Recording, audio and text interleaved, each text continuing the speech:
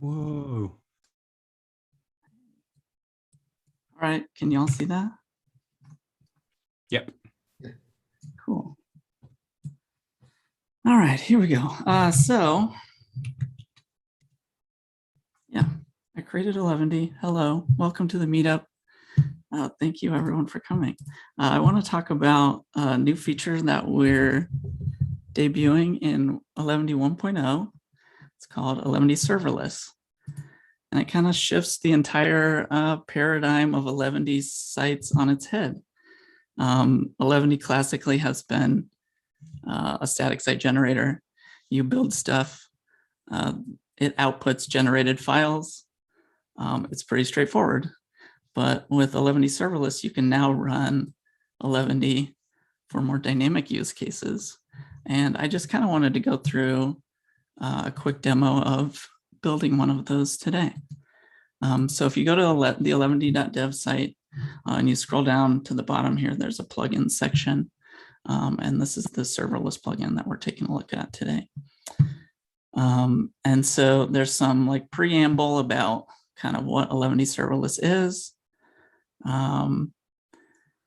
and what it can do. And again, it comes down to there's a couple of different rendering modes you can now build your site with.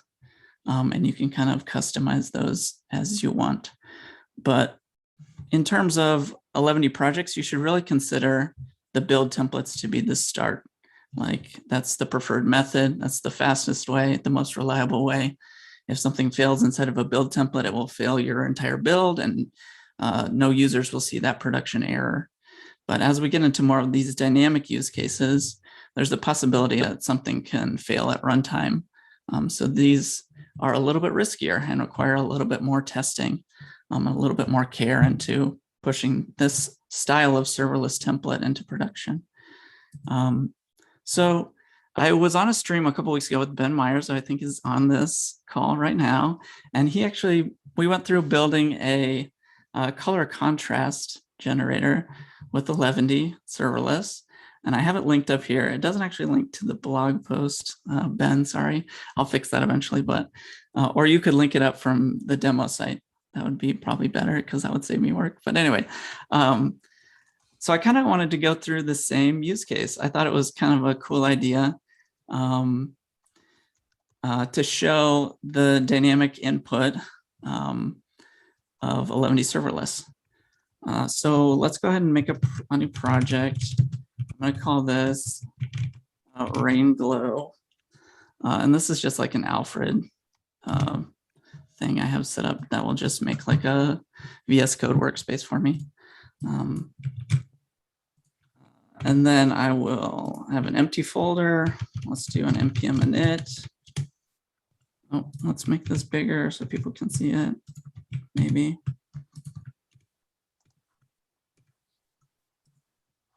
Okay, and let's install 11D server, or the Canary version, because 1.0 is not yet released into the wild. Actually, what I'm going to do is use a local version. Sorry, I fixed a few bugs that have not been pushed into a Canary yet. So look for that later today. Okay, so we have 11D installed. Yeah, let's go back to the docs and sort of follow the instructions there. So the first step you need to do is add the 11D serverless bundler plugin. So when you're thinking about 11D projects, you really need to consider these serverless templates to be independent versions of your site. There are some crossover that can happen, but really what we're trying to do is create these completely separate runtime containers for different templates. And I'll go into more detail about what that means later. But I mean, for this use case, we can just go ahead and copy and paste this bundler plugin boilerplate. Go back to our VS Code, create an 11D config file. Let's just do module exports function config. I don't know why I typed that because I have it in here. 11d.js. It's warning me because it's has a dot at the beginning and it can show as a hidden file. In 11d 1.0, we do still have it on the docket to support by default 11d.config.js files. And I think that we will get that in. So eventually it won't be a hidden file by default, but you can still use them if you want. I think for the purpose of this demo, I want to make the serverless plugin that we're using in today's demo, I'm just going to call it serverless, which I know might be confusing, but I really want these plugins to seem generic, because you kind of only need the plugin once for each use case that you want to develop with. So we kind of mentioned the rendering modes earlier. There's build, and then you can add these serverless ones on top of it. And really the default is going to be inside of a serverless template. It will be to generate at every request. So when a visitor comes to the site and visits a serverless template, it will run 11d and generate the output and then return that. So it's really kind of like a server-side rendering model for that specific template. So I really only need one bundler plugin for the use case. So I can put as many templates into this serverless mode as I want. So I'll save that. Let's see what else. I want to, let's just try run it and see what happens. npx 11d. So you can kind of see the 11d serverless plugin outputs something here. It says one file bundled. So by default, the serverless bundler plugin is set up to do Netlify functions. It can be extended to support other providers, and we're working through those, but as a first release, Netlify is sort of the default. And so we can look inside of this Netlify functions folder, and this is basically our completely independent serverless bundle that will be uploaded to a Netlify function, which is an AWS Lambda. And there's not really much you have to worry about in here. We do sort of let anyone modify this index.js file, which is the home base for the Netlify function, if you'd like. But for most use cases, you shouldn't have to modify this at all. All right. Let's go back to the docs. Scroll back up to the top.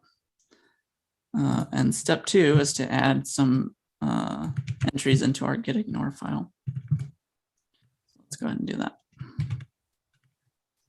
Create a gitignore file to start out. We want to switch these to be serverless because we changed the name of our plugin to be serverless. So yeah,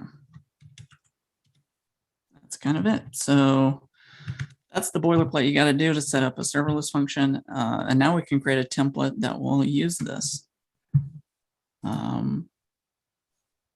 So yeah, let's get started. Oops, wrong one. I'm going to make since this project is called RainGlow, I'm going to make one called rainglow.nunjucks. And we can actually run the entirety of our application through this single template. So it's not a single page app specifically, but we can run all of our server-side generated stuff through this one template. And the way that let's just take a step back a little bit, and we'll just make this like a standard template so we know everything's working. You can kind of see down here, it writes it to the file system under that _site folder. That's what you would expect. If we want to make a serverless template, actually change this. So Mike kind of went through how to use permalink to change the output directory of a template, but serverless modes allow a permalink object. And the key of the object is the name of your serverless plugin. So we're using serverless, which is confusing. And yeah, so that will tell 11D to sort of run all the routes that we've specified here through our runtime plugin. So let's run 11D in serve mode. So we have our live URL here. Let's go back in.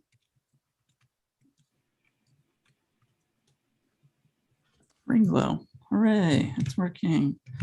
And if we go back here, you can kind of see that in our browser, in our terminal, the serverless renderer will show you what route it handled and how long it took to render.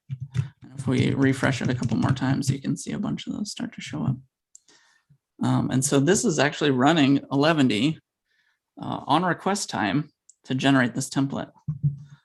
And to prove that, let's go ahead and make a data folder, use some global data. I'll make a new file in here called now.js. We'll output the current date. Okay, let's go back here. Inside of our template, we can just output this now variable that we've created in our global data. So you can kind of see the date showing up here. And we'll refresh it a couple of times and you can see the date will update. And that's because it's rerunning this on request time. If you go back here and use page.date, which is 11D's like internal measurement of when the template is generated, you can see this one over here. I don't think this will actually, that side won't update because that's tied to the build time of the file. So yeah, you can kind of see these running in real time on a local host server. There are no extra dependencies required for using these serverless bundles locally. You can use Netlify Dev, which is like a command line tool to allow you some more access to more Netlify features like redirects and Netlify TOML stuff and environment variables and all that, but it's not required and we don't install it by default, but you can use that yourself. So yeah, let's go through, make it a little bit more complicated. We have our nunjucks template, we showed our dates. Let's actually make a serverless template for every color. Let's handle some input. So I think what I want to do is install a new npm package, tinycolor2. This is, let me just,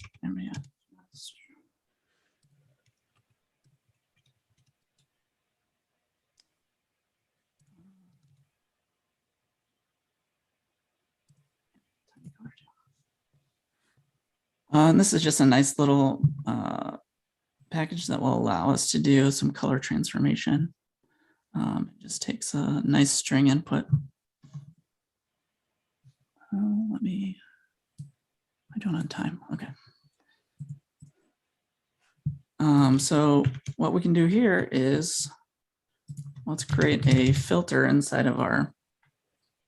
Well, first of all, let's require it. Tiny color 2. And then let's use a 11D filter that will handle our color for us. Let's call it tiny color. Well, it's more obvious what's happening here. We can use it just as we would any other, npm package.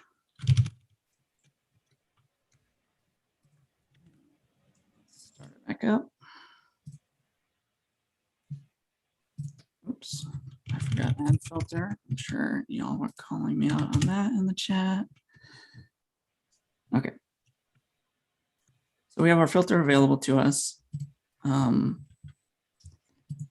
Let's try and use it in our template. do, I don't know, like black color. Let's just dump the output.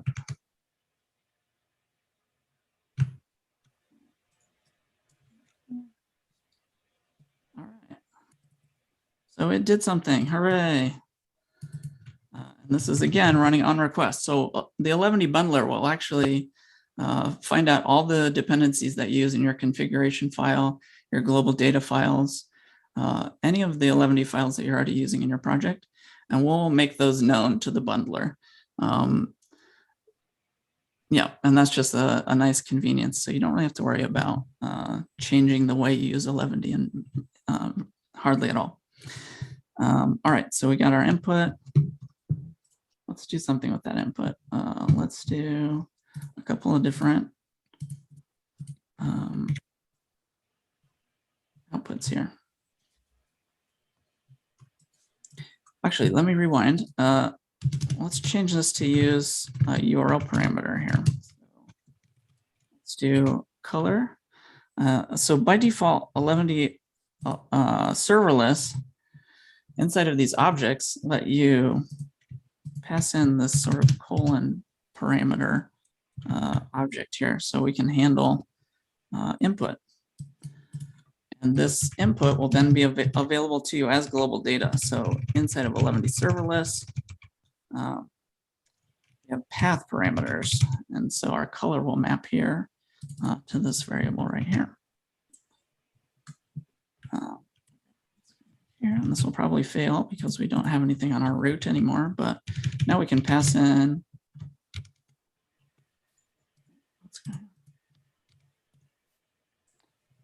We can pass in things through our path parameters. And this is a way, this kind of completely changes what is possible in Eleventy, because now you can on runtime handle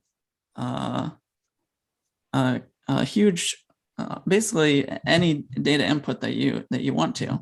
So prior to this, Eleventy would have had to run through the build and generate a specific file for every single color, which is not really tenable for this style of application, since with 6 hex values, I think it's like 16 million colors. So we don't really want to run Eleventy for 16 million different output templates. That's probably not what we want. So yeah, this lets us do like a completely different, it opens the door for a bunch of different things that we couldn't do before.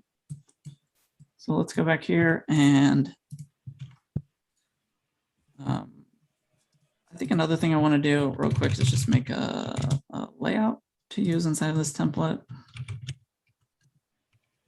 The reason I want to do that is because Eleventy will not actually, browser sync specifically will not live refresh unless you have a body tag on your template. And so let's just move that into be a layout instead. And again, the bundler plugin handles all this for you, so you don't need to change how your layouts work inside of here. We'll automatically bundle those for you. Okay, so we have a layout. It's updating automatically. Let's use the color to style our page.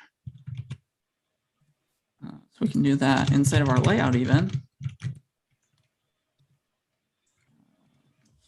Style block.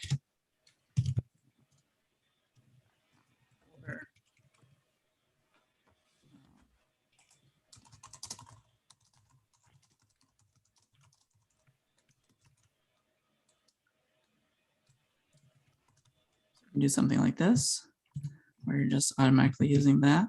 And Nunjax will actually, oh, what happened here?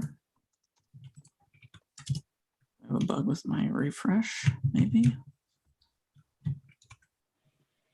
didn't pick up the template. Oh, I'm not using my layout. Okay, yep, I'm not live coding. Let's try this again. We have to declare inside of our template to use the layout. Hooray. So this is awesome and terrible because the contrast is very bad here. But it's working. Pick a purple. come that didn't work? Oh, I'm expecting a hex value there.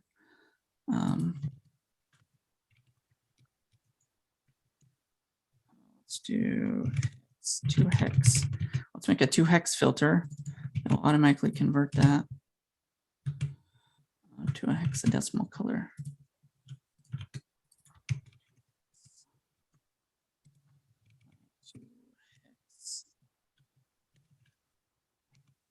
Maybe. Let's see if that works.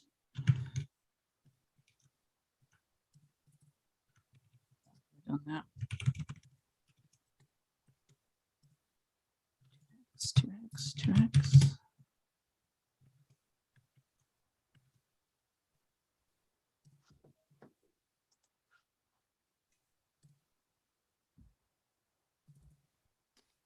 Serverless path color to hex.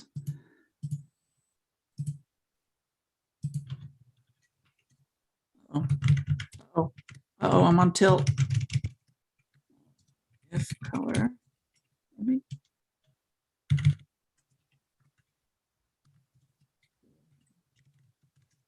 Sorry, I'm trying to fix it.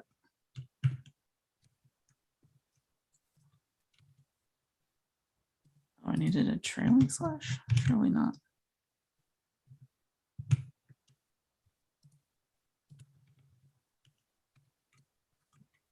All right, I think we're back on track. We have it converting to a hex with a pound prefix here.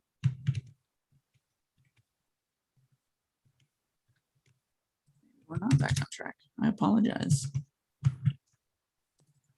Okay, again, there's some bug with the automatic reload. Okay, now we're back on track. So again, this is a terrible example because you wouldn't want to use that color contrast, but we can actually handle that automatically too. But before I do that, let's go ahead and make a link that will create a random color.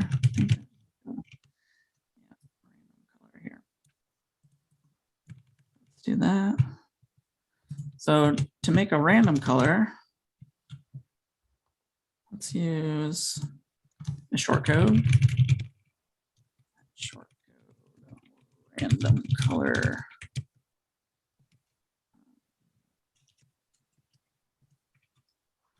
Color random to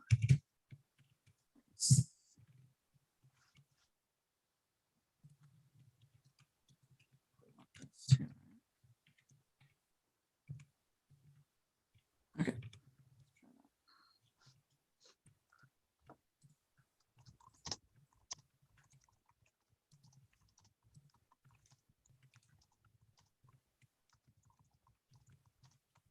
So we have our random color shortcode, and let's use it in our template.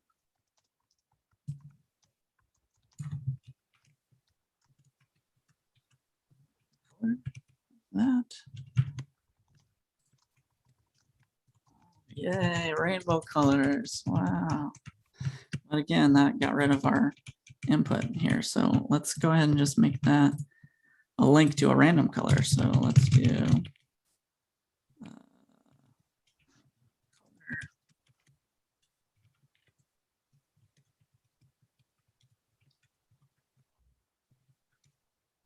and we can click, oops.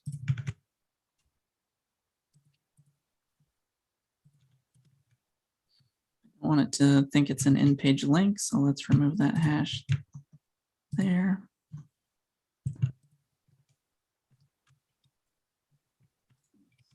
Best live demo of all time. I apologize. There we go. Random colors, yay. And I think the other thing I want to show real quick is, well, I don't think I have time to go through all that. I wanted to make it so you can actually like calculate the color contrast and then automatically select whether or not you wanted to use a black and white color here. But I think I have a bunch of other stuff I want to go through that will be better. But there is a bunch of like nice utilities inside of this tiny color plugin. they have a readability score, so you could theoretically think about how to do that. You could compare the random or the color of the page with your black text or your white text, and whichever was better, you would set the foreground color based on that. So let's go back to our serverless template here.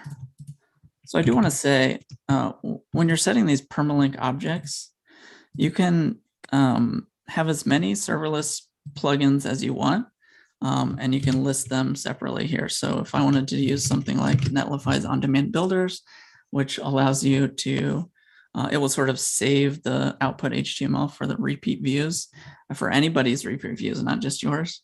So it really will only generate your HTML once up front. I can create another bundler plugin here and call it ODB, and then use that inside of my templates just as I was the serverless ones. So you can use, for one specific template, you can use serverless outputs, you can use build outputs. Build is the sort of classic model that we've used before. So one template can be generated on build, it can be generated inside of as many of these serverless bundler plugins as you want. And even inside of a serverless plugin, it supports an array of inputs too. So you can do something like that if you want to handle multiple paths, which is kind of nice. Let's see. I do want to say, let's see here, all this. The other sort of interesting thing, let me go back to my template and actually just dump the 11D serverless. Let's just dump the 11D global. Show you sort of what's going on behind the scenes and what's available to you. So we have our serverless object here that shows up. You can kind of see our path global variable set here from our URL. There's some environment stuff that you probably don't need to worry about. But again, all this stuff is available to you. If you want to use query parameters, you can do that too. Yeah, so you can handle, or you can accept user input from query parameters as well and use those in your templates as global data. Eventually, I'm going to have I'm going to go full PHP and have a demo of form handling with like post variable form handling. So you can submit a form to the same template and handle it in the same template like we used to do back in the day with PHP. You like check if the post variable is empty or not, and then output the form handling code. But yeah, that's I haven't put that in the docs yet. So let's see. Yeah, I'd probably recommend going out and reading the docs, especially this section on escaping user input. Sort of Nunchucks handles this for you automatically, but some templating languages require you to escape that manually. And there is a link to how to do that in all the different templating languages that are available. I do want to show the finished product that I was up last night working on. It's called Rainglow. You can check it out. It's rainglow.netlify.app, and it's sort of the final solution of all the steps that I wanted to go through today, but I don't think I have time. It's got the random color. It's got some color conversion, and then automatically selects the color, the best color based on the color contrast between white and black text. Another thing and the last thing I wanted to show was something that I really got hooked on working on this morning. I'm calling it Uniclode. I don't know why I called it that. Yeah, please don't ask me questions about that. But this is a Unicode range generator. And so basically inside my template, I'm outputting links that are just like your standard ASCII table of characters, but it actually generates a new template for these based on your current existing Unicode range of things you've selected. And this is no Java, there's no JavaScript here. There's no client-side JavaScript here. It's running all of this through the URL. And it's generating a new template with new Unicode ranges for each of these links every time you click one. And it isn't like, I wouldn't say this is like the recommended architectural approach for creating an app, but it does kind of show you what's available. And I think it's a really great demo of baseline progressive enhancement. Everything is driven through the HTML. And so if you can start with the baseline of something like this, and then enhance it with JavaScript later, I think it really is a unique thing that isn't available in a lot of frameworks now. It really allows you to create sites that without any client-side JavaScript that aren't available in a lot of competing frameworks.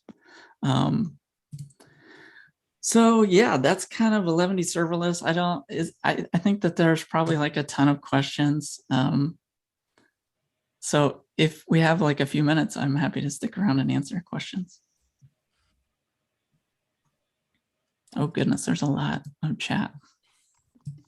Thanks. Oh, first let's say thanks. Good job, or magic hands, although I don't know if people can see that. That was awesome.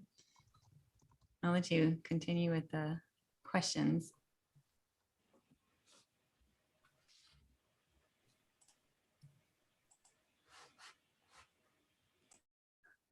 I don't know if I can do a scroll back. Maybe if someone had a question, could you like? I think a Copy few and folks paste asked it. about caching, but you might have mentioned that actually at one point. I had a question, actually. I was curious about the other serverless providers that you would think about targeting, because I've kind of gone through this whole journey through Redwood, where we started with Netlify functions originally, and then people figured out how to drop down to like the serverless framework to just do the Lambdas. And then now we're looking at things like Azure and Cloudflare, and there's like massive differences and lots and lots of weird little subtle things that, it's hard to think about ahead of time. So I'm just curious, like, how much kind of thought has been put into that? Like, how serious are you about like making this portable? Yeah, I mean, all the bundler plugin options, everything is basically extensible. So the defaults are set up for Netlify specific, just because that is my employer. That's who I work for. So they didn't drive any of this, but it's what I'm familiar with. So yeah, like I said, all the bundler options are configurable. I know that there's some work in the bug tracker right now to get it working on Firebase functions. I know Rob Dodson's working on that. I think he had some success, but really the only thing that's super Netlify specific in here right now is the redirects. So we generate the redirects for your paths from your template. And that's in the docs too. Let's see. Well, and I should point out the fact that you're doing it on Netlify means that you're baked into the Lambda specific opinions. Those are actually more important than the Netlify specific opinions. Yeah, absolutely. So yep, you're right. So it is probably Lambda specific, even if you configure some of these options for other providers. I will say though, I'm super stoked to see this, because I've been like building exclusively on Lambda functions for like a year now. And I've been telling absolutely everyone who will listen to this is like the coolest thing ever. So it's really awesome to see other frameworks kind of getting on this bandwagon too. Awesome. I have no idea who's talking right now, but if you could tell me your name. Yeah, my name's Anthony. I'm on the Redwood JS core team. Okay, nice. Yeah. Nice to meet you. Yeah, you too.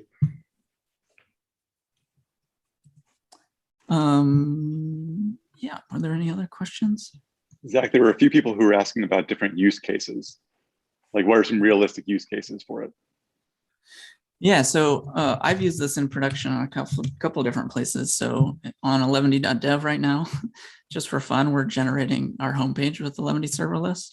And that's not really what I would recommend either, but we're stress testing the thing in production right now. And it's been that way for I want to say probably 2 weeks. Oops. And we're using this to also take a lot of our author pages out of our primary build. So when you create a serverless template, it no longer needs to be generated inside of your build. So it really can tighten your build development loop as well and make it quite a bit quicker. So on the 11d.dev specifically, we had like 433 different unique author pages that we generated. So I moved all of those to be on-demand builders and using 11d serverless. And so when you click on one of these, it will actually generate this page for you in 11d serverless. So yeah, the other use case I would say that has been super beneficial and helped a lot is that we did Sanity previews. So inside of our Sanity CMS, we use 11d serverless to at runtime generate the site based on draft data inside of Sanity. So it really gives you kind of a live-ish preview of how your template will look before you hit that publish button. And that's been really awesome too. And I assume there'll be more to come around examples on that too.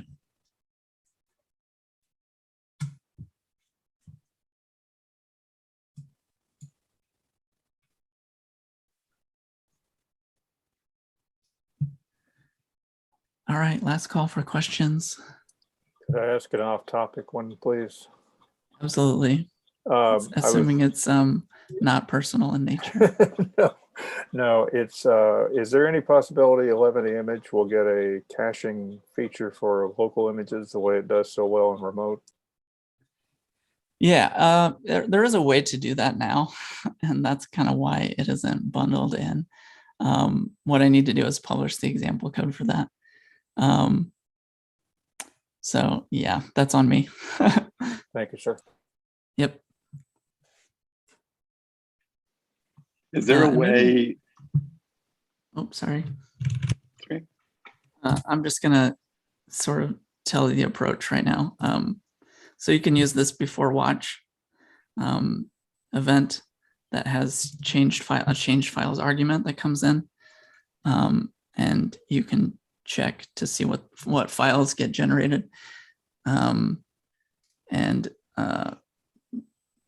basically opt out of running 11d image if your target file is not in this array.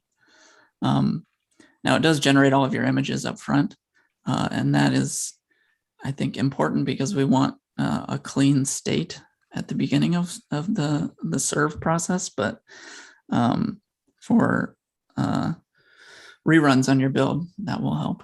Yeah, that's the reruns is what I was trying to prevent. Thanks. Zach, quick question. Yeah. Yeah, so Steve Lee here. You mentioned HTTP verbs handling different ones. Will I request you document that because that's something I want to do? Or could you just mention how you did it? Yeah, so there is let's see. I got way too many windows right now.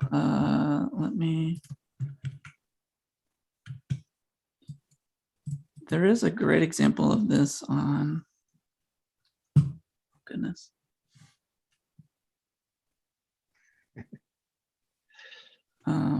Okay. I don't actually know how to switch. All right, let's try this.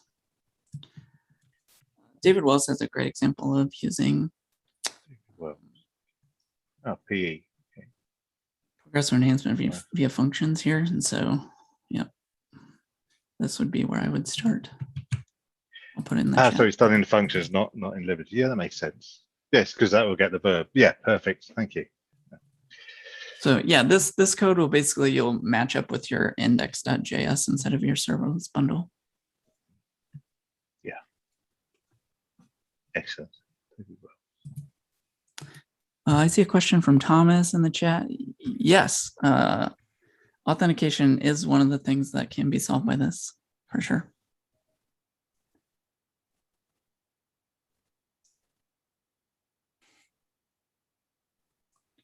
Is there a way you could have something in your front matter that would be a flag that would only allow for like 10 of your blog posts to build and the other 2,000 to be serverless? So the difficult part about serverless, and one of the big limitations right now, is the crossover between collections and sort of the independent nature of these bundles. So when you have a serverless template, you can use a serverless template inside of a collection, but we would need to know every single entry that goes into the collection, if that makes sense. So the crossover gets a little hairy. And on the author pages specifically, the way we solve that is that you can actually inject runtime collections. So all of our navigation on this page right here is driven via a collection. So there is an option to inject like precompiled collections into your serverless templates, so you don't need to know the entire state of your project, and you can generate those at build time. That's an advanced use case, I would say, and more to come there, I would say, because there's some more wrinkles to iron out. But if you go to the bottom of the serverless documentation, there's an advanced section, and so there's kind of two different things we got to think about in that for serverless templates: using collections inside of a serverless template and using serverless templates to populate collections. So the two-way data sharing between the two is hard. So yep, I didn't give you a very good answer there because it's I would say an unsolved problem in the nicest way that I would like to see it solved. So it's very similar to this image regeneration problem where it can work, but it's not as 11D friendly as I would consider it production ready, if that makes sense. Sorry, that's a terrible answer.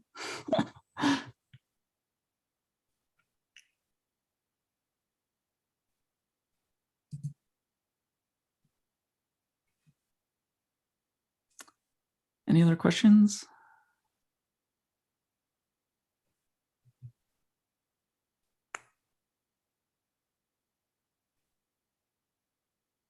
All right, it looks like we might not have any more. Well, I'm sure, I mean, Zach's always on Twitter and sometimes. Always? Oh, no. I mean, you know. I'm extremely online. So I'm sure you can still ask questions later. Thank you so much, both Zach and Mike. Those were amazing talks. And I will do at least a little bit of editing on the videos. And I think now that we have this transcript, I really hope that I can download it. I will actually post it on the website too, just to make it easier if you prefer like reading instead of video. So thank you so much. Yeah, if you have any like suggestions for the meetup, feel free to reach out to me. I'm also on Twitter. I'm the Green Greek, and I'm also on the Discord. So yeah. Hopefully you can Yay. edit out that whole part where I had to just leave in the middle of my presentation. That was the best part. I'm kidding. It was. yeah, you can definitely cut that. Can that bit be available to anyone who just wants that bit though? Right. Let's put That's that fair. in its own video. I Okay. think that would be great. Yeah. Show that at my funeral, please. Outtakes.